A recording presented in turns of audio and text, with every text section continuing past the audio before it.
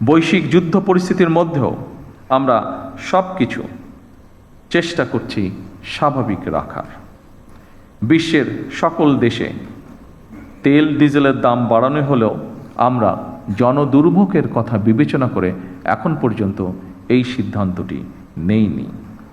বীর শহীদদের অত্যন্ত শ্রদ্ধা ভরে স্মরণ করতে চাই, যাদের আত্মত্যাগে আমাদের স্বাধীন সার্বভৌম এই প্রিয় বাংলাদেশ, মুক্তিযুদ্ধে যারা আহত হয়েছেন, পঙ্গু হয়েছেন, সেই সকল আহত পঙ্গু মুক্তিযোদ্ধাদের প্রতি আমার গভীর শ্রদ্ধা এবং সম্মান। তাদের উদ্দেশ্যে বলতে চাই, আপনাদের এই সাহসী ভূমিকা এখনো বাংলাদেশের স্বাধীনতা প্রিয় মানুষের জন্য প্রেরণার উৎস। 1971 সালের স্বাধীনতা অর্জনের যুদ্ধ থেকে শুরু করে 2024 সালে দেশ এবং জনগণের স্বাধীনতা রক্ষার যুদ্ধ, এভাবে দেশের প্রতিটি ক্রান্তি লগ্নে যারা জীবন দিয়েছেন, আহত হয়েছেন, নির্যাতন নিপীড়নের শিকার হয়েছেন, তাদের প্রতি বিনম্র শ্রদ্ধা।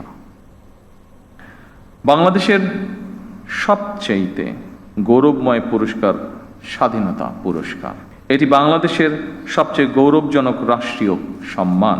স্বাধীন বাংলাদেশের বিভিন্ন ক্ষেত্রে যারা দেশ এবং জনগণের জন্য স্মরণীয় অবদান রেখেছেন কিংবা ইনশাআল্লাহ ভবিষ্যতে রাখবেন, তাদেরকে রাষ্ট্রীয় সম্মাননায় ভূষিত করতে বাংলাদেশের স্বাধীনতার ঘোষক শহীদ রাষ্ট্রপতি জিয়াউর রহমান 1977 সালে স্বাধীনতা পুরস্কার প্রবর্তন করেছিলেন।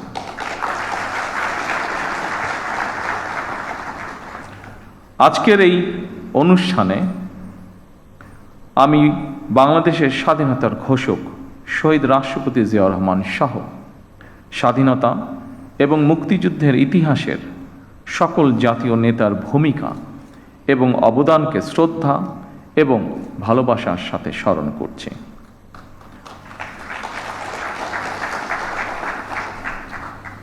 আমরা যদি হীন দলীয় স্বার্থে আমাদের ইতিহাসের জাতীয় নেতাদের ভূমিকাকে শ্রদ্ধার সঙ্গে স্মরণ করতে কার্পণ্য করি, তাহলে ভবিষ্যতের ইতিহাস আমাদেরকেও ক্ষমা করবে না। আমি বিশ্বাস করি, ঐতিহাসিক সত্য মেনে নিতে দ্বিধাচিত্তে থাকা হীনমন্যতার পরিচয়। সম্মানিত উপস্থিতিবৃন্দ, স্বাধীনতা, মুক্তিযুদ্ধ, বিজ্ঞান ও প্রযুক্তি, চিকিৎসাবিদ্যা, শিক্ষা, সাহিত্য, সংস্কৃতি, ক্রীড়া, পল্লী উন্নয়ন, সমাজসেবা, জনসংখ্যা নিয়ন্ত্রণ, জনপ্রশাসন, গবেষণা ও প্রশিক্ষণ এবং অন্য কোনো ক্ষেত্রেও যারা গৌরবোজ্জ্বল ও কৃতিত্বপূর্ণ অবদান রেখেছেন, এমন ব্যক্তি, গোষ্ঠী, প্রতিষ্ঠান এবং সংস্থাকে প্রতি বছর দেশের সর্বোচ্চ জাতীয় পুরস্কার স্বাধীনতা পুরস্কার ভূষিত করা হয়। চলতি বছর স্ব ক্ষেত্রে কৃতিত্বপূর্ণ অবদানের জন্য সরকার 15 জন বিশিষ্ট নাগরিক এবং 5টি প্রতিষ্ঠানকে স্বাধীনতা পুরস্কারে ভূষিত করেছে। দেশে গণতন্ত্র প্রতিষ্ঠা এবং নারী শিক্ষাসহ দেশ গঠনে অসামান্য অবদানের জন্য বেগম খালেদা জিয়াও এবছর মরণোত্তর স্বাধীনতা পুরস্কার পেয়েছেন। আরও কয়েকজন বিশিষ্ট নাগরিকের সাথে স্বাধীনতা পদক প্রাপ্ত সকল গুণীজন এবং প্রতিষ্ঠানকে আমি আমার নিজের এবং দেশ ও জনগণের পক্ষ থেকে আন্তরিক অভিনন্দন এবং মোবারকবাদ জানাই। দেশ এবং জনগণের জন্য বিভিন্ন ক্ষেত্রে আপনাদের এই অবিস্মরণীয় অবদান বাংলাদেশকে করবে সমৃদ্ধ। আজ এবং আগামীর বাংলাদেশে প্রজন্মের পর প্রজন্ম ধরে আপনাদের এইসব অবদান প্রেরণার উৎস হবে বলে আমি বিশ্বাস করি। বাংলাদেশের গণ্ডি পেরিয়ে স্ব ক্ষেত্রে আপনাদের অবদান এবং সফল কর্মগুলো অদূর ভবিষ্যতে বিশ্ব দরবারেও সমাদৃত হবে বলে আমরা দেশবাসী বিশ্বাস করি দৃঢ়ভাবে। সম্মানিত সুধীবৃন্দ, অসংখ্য প্রাণের বিনিময়ে আমরা একটি স্বাধীন বাংলাদেশ পেয়েছি। সেই বাংলাদেশটি এখন 55 বছর পার করে ফেলেছে। এত বছরেও আমাদের যেমন অনেক প্রাপ্তি রয়েছে, অপ্রাপ্তিও কিন্তু কম নয়। সুতরাং আমাদের প্রত্যাশিত স্বনির্ভর সমৃদ্ধ বাংলাদেশ গড়তে হলে প্রতিশোধ, প্রতিহিংসা কিংবা অযথা বিতর্ক নয়। শহীদ রাষ্ট্রপতি জিয়াউর রহমান বলতেন, জাতীয় ঐক্য আমাদের শক্তি, বিভাজন আমাদের দুর্বলতা। সেই কথা স্মরণ করেই বলতে চাই, আমাদের পথ মত ভিন্ন হতে পারে, আমাদের মধ্যে বিভিন্ন ইস্যুতে বিতর্ক বিরোধ থাকতে পারে, তবে আমাদের মধ্যেকার বিতর্ক বিরোধ যেন শত্রুতায় রূপ না নেয়।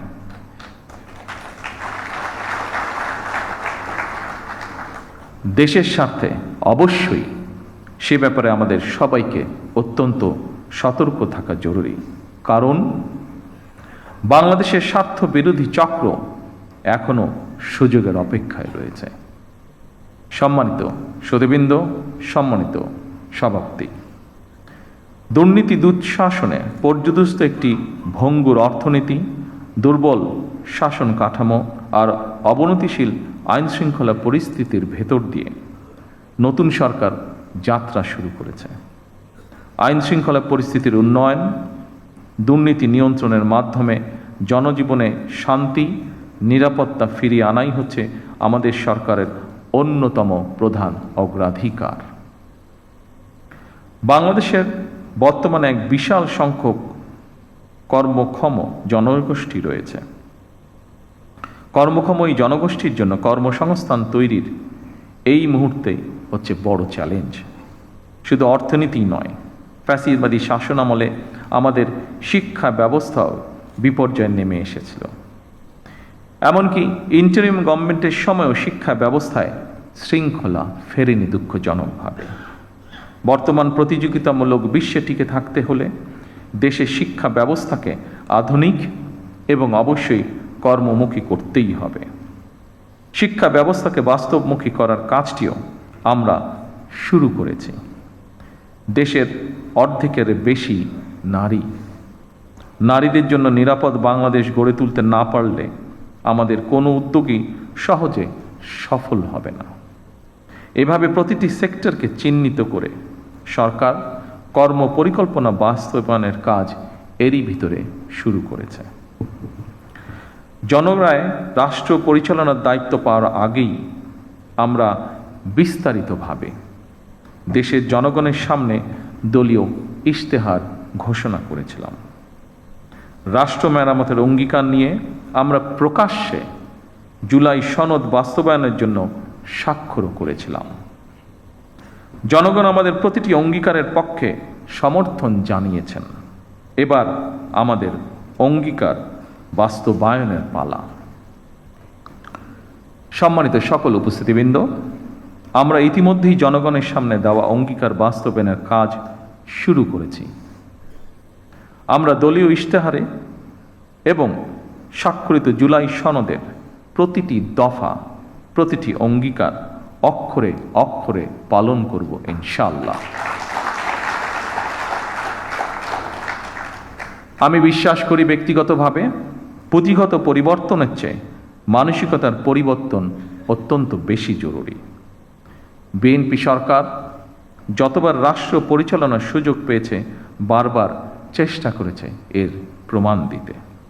সম্মানিত উপস্থিতিবৃন্দ,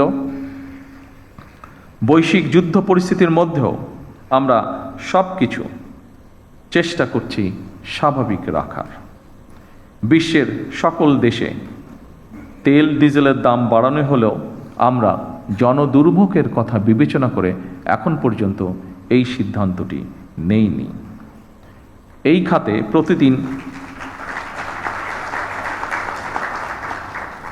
খাতে প্রতিদিন শত শত কোটি টাকা ভর্তুকি দিয়ে হলেও সরকার চেষ্টা করছে আন্তরিকভাবে পরিস্থিতি স্বাভাবিক রাখার।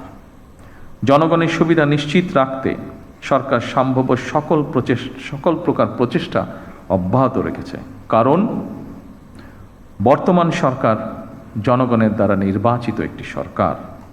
বর্তমান সরকার জনগণের কাছে দায়বদ্ধ সরকার। সম্মানিত উপস্থিতিবৃন্দ, প্রিয় সাংবাদিক ভাইরা, আমি আশ্বস্ত করতে চাই জনগণের বিচলিত হওয়ার কোনো কারণ নেই। তবে আমরা যদি সকলেই রাষ্ট্রীয় আচার অনুষ্ঠানে বাহুল্যের বর্জন, এমনকি পারিবারিক পর্যায়েও যদি অমিতব্যয়িতা পরিহার করি, তার জন্য আমি দেশের সকল মানুষকে অনুরোধ জানাচ্ছি। সম্মানিত সুধীবৃন্দ,